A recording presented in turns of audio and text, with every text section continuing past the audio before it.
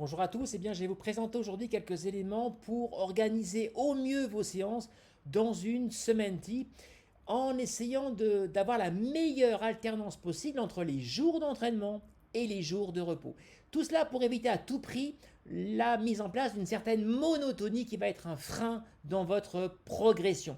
Alors qu'est-ce que c'est que la monotonie? Voyons cela à travers un schéma.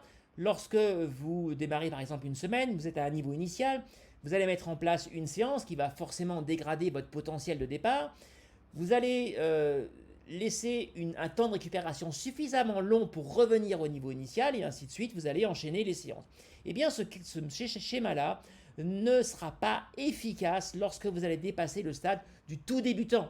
Il va falloir aller vers une autre structure pour surprendre votre organisme et lui permettre de progresser. Alors, c'est le principe que l'on appelle le principe de la surcompensation en mettant en place des blocs d'entraînement et on va le voir ensemble avec ce même schéma. Alors, on part du niveau initial, on met en place une séance, mais on va laisser un temps de récupération incomplet. Et on va ainsi enchaîner les séances. Puis par exemple, au bout de 3 séances, bien évidemment, il y aura une très forte fatigue qui sera accumulée. Alors attention, on ne va pas aller non plus sur l'épuisement total. Et ensuite, avec cette forte fatigue, on va laisser le temps, ensuite, tranquillement à l'organisme, de réagir. Et il va non seulement réagir, mais par rapport à ce fort stress, il va avoir envie de surréagir et de surcompenser. Et donc, il y aura derrière un phénomène d'amélioration et de progression. Et on va donc aller vers ce schéma-là pour structurer nos séances. Alors que l'on fasse 3 séances par semaine, 4, 5 ou 6 séances, on va toujours favoriser ce type de surcompensation. Alors, 3 séances par semaine, ça me paraît être le minimum pour quand même prétendre vouloir avoir des progrès intéressants. Alors, on va par exemple sur l'option 1, mettre en place un week-end choc. Donc 2 jours d'entraînement et le dimanche on ne va pas se relâcher, on va avoir une séance avec la fatigue du samedi mais importante, on ne va pas aller forcément à l'épuisement total mais on s'en approche et on va laisser derrière 2 jours de surcompensation et par exemple le mercredi on va placer une séance plus spécifique autour d'un objectif ciblé qui peut être pour un trailer par exemple l'endurance de force ou un travail autour de la VMA, la VO2 max ou une séance par exemple de casse de fibre sur la technicité en descente. L'option 2 est donc moins intéressante, celle où on va à chaque fois ne laisser qu'un jour d'entraînement et à derrière des jours de repos, un ou deux. Ça me paraît pas très adapté lorsque l'on a dépassé le stade du débutant où on est capable d'encaisser précisément 2 jours d'entraînement.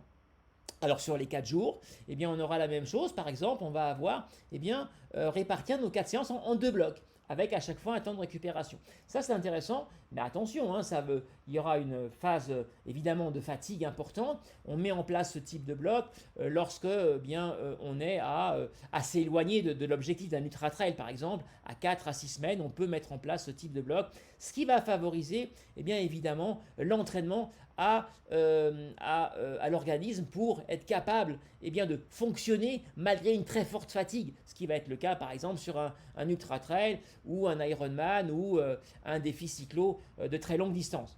Et l'option 2, alors on va uniquement cette fois-ci mettre qu'un seul bloc de charge et ensuite on va placer 2 séances spécifiques dans la semaine. Alors ça, ce type de bloc, de cadre, va plutôt se mettre dans le cadre d'un cycle où on veut développer des qualités spécifiques en dehors de l'endurance de fond. Voilà, donc l'option 1 est plutôt adaptée là, à une préparation d'ultra longue distance. Voilà, alors si on est sur 5 séances, là on va arriver sur des blocs de 3 jours. Donc là, attention, c'est pour des trailers ou les trailers d'un niveau déjà performant en termes de récupération. Et ça, j'ouvre une parenthèse en vous disant que ce type de structure va développer également votre qualité dans la récupération pour avoir une récupération la plus vite possible. Parce que un entraînement, ça n'est pas uniquement, ça se mesure pas uniquement à des courbes cardio, ça se mesure aussi à cette capacité de l'organisme à très vite récupérer. Plus votre organisme récupérera vite, c'est une vraie qualité du sportif pratiquant des sports d'endurance, plus il sera performant. C'est d'ailleurs la différence, une des différences majeures entre un élite et un sportif lambda, c'est précisément au niveau de sa rapidité et de son efficacité à récupérer et pas uniquement sur ce qui va se passer en course. Parce que ce qui va se passer en course est directement lié à cette capacité de la récupération et c'est développé par ce système d'agencement de travail de bloc. Alors, l'option 2, c'est la même chose, mais on a juste décalé le bloc de 3 jours suivant ses disponibilités. Si on est sur 6 séances par semaine, là, on est vraiment on s'approche on est même sur le stade de la traileuse ou du trailer déjà élite. Et donc là, on va être sur bien des blocs de 3 jours. Alors vous voyez, il faut là évidemment être capable de les encaisser. Donc on aura été dans la progressivité. On ne va pas commencer tout de suite par des blocs de 3 jours. On va déjà voir si on encaisse bien les blocs de 2 jours pour enchaîner ensuite les blocs de 3 jours comme sur l'option 1. Et puis l'option 2, alors là, celle-là est vraiment très particulière. On va être sur des blocs de 4 jours cette fois-ci. Donc là, c'est le sportif qui veut vraiment mettre en place un gros volume de charge. Ça se passe en général à 4 à 6 semaines avant un ultra trail par exemple ou un Ironman. Et là, on va vraiment travailler, entraîner l'organisme à être capable d'encaisser des grosses fatigues tout en étant capable encore d'avancer, ce qui va être indispensable sur un ultra trail par exemple ou un Ironman. Voilà, donc là, on est sur 4 jours. Un jour de repos, vous voyez, hein, ça va être chaud le jeudi quand il va falloir démarrer et 2 jours ensuite jeudi et vendredi. Alors ça, on ne va pas évidemment l'accumuler des semaines et des semaines. Hein. Au maximum, on va faire ce bloc on va l'enchaîner 2 fois et ensuite on va reprendre un cycle un peu plus allégé. Et je rappelle, la phase d'affûtage avant un objectif majeur, ça se passe environ 10 jours, 15 jours avant l'objectif.